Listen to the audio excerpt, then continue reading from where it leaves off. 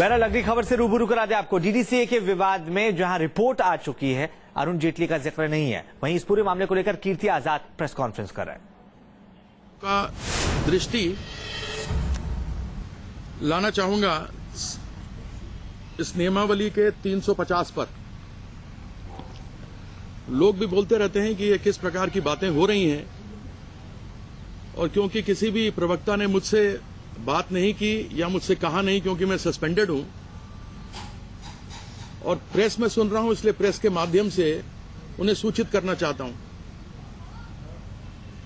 350 लोकसभा की नियमावली है। जब कोई सदस्य बोलने के लिए खड़ा हो तो अध्यक्ष द्वारा उसका नाम पुकारा जाएगा। यदि एक ही समय पर एक से अधिक सदस्य खड़े हों तो जिस सदस्य का नाम इस तरह पुकारा जाए उसी को बोलने का हक होगा।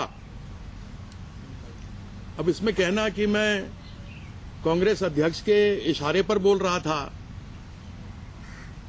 तो यह सीधा लोकसभा के अध्यक्ष के ऊपर आरोप लगाना है, उस कुर्सी की गरिमा को गिराना है। इसलिए मैं कहूंगा कि कृपया इसको देख लें और उसके बाद किसी बात को आगे करें, क्योंकि किसी के इशारे पर कोई खड़ा नहीं होता है। कम से कम इतना समझना चाहिए कि किसी भी पार्टी के अध्यक्ष का या किसी भी सदस्य की इतनी हिम्मत नहीं है कि वह बिना अनुमति के बोले। पार्टी के लोग वॉकआउट कर जाते हैं क्योंकि कई बार अध्यक्ष अनुमति नहीं देते हैं, इसलिए इस प्रकार से बोलना उचित नहीं होगा। I will also explain this in English.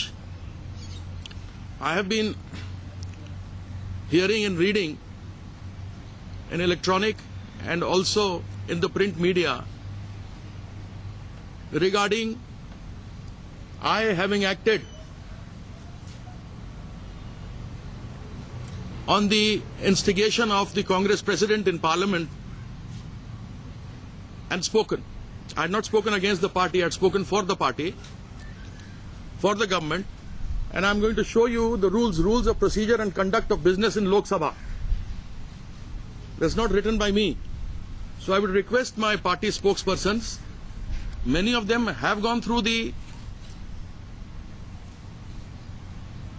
various houses, have been members of the various houses.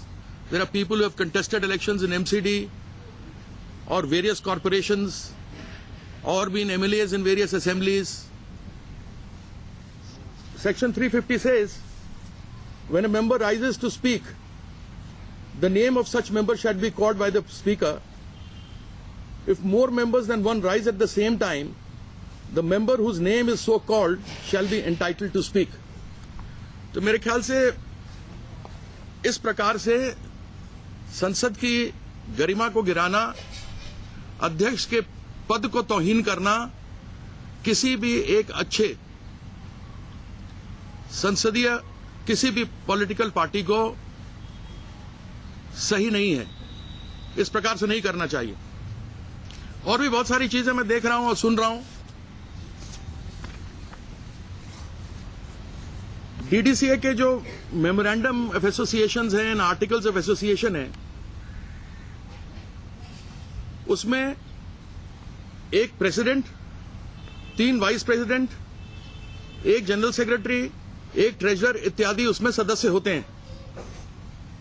कहीं भी मेमोरेंडम ऑफ एसोसिएशंस और आर्टिकल्स ऑफ एसोसिएशन में एग्जीक्यूटिव प्रेसिडेंट का वर्णन नहीं है। जिस प्रकार से आर्मी में एग्जीक्यूटिव जनरल नहीं हो सकता या किसी भी कंपनी में एग्जीक्यूटिव प्रेसिडेंट या चेयरमैन नहीं हो सकते, उसी प्रकार से डीडीसीए के memorandum and articles of association में कहीं भी एग्जीक्यूटिव प्रेसिडेंट का नाम नहीं दिया गया है।